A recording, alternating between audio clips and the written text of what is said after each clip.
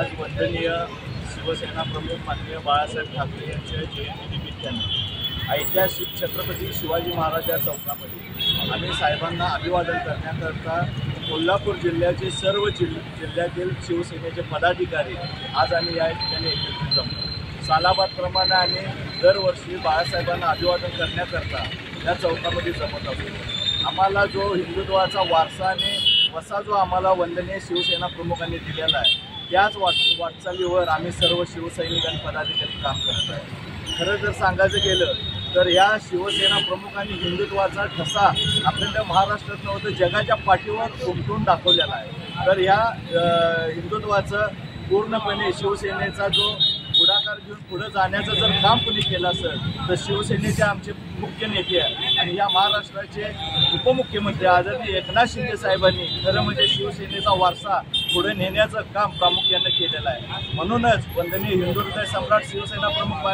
माननीय बाळासाहेब ठाकरे यांचा खरोखर एक हिंदुत्वाचा वसा घेऊन आम्ही पुढे चाललेलो आहे आणि हाच वसा पुढच्या भविष्याकरता महाराष्ट्राच्या सर्व हिंदू बांधवांना एकत्रित करून पूर्णपणे महाराष्ट्रावर विधानसभेवर वंदनीय शिवसेना प्रमुखांचं पुन्हा एकदा स्वप्न साकार करण्याकरता शिवसेनेचे सर्व शिवसैनिक आणि पदाधिकारी आम्ही सर्वजण सज्ज राहू आणि उद्याच्या येणाऱ्या पंचवार्षिकनंतर विधानसभेची ज्यावेळी इलेक्शन राहील या टायमाला एकनाथ शिंदे साहेबांच्या नेतृत्वाखाली शिवसेनेचा भगवा आणि वंदनीय शिवसेना प्रमुखांचं स्वप्न पूर्ण केल्याशिवाय स्वस्थ बसणार नाही। हीच खरी म्हणजे खरं तर शिवसेना प्रमुखांना अभिवादन राहील।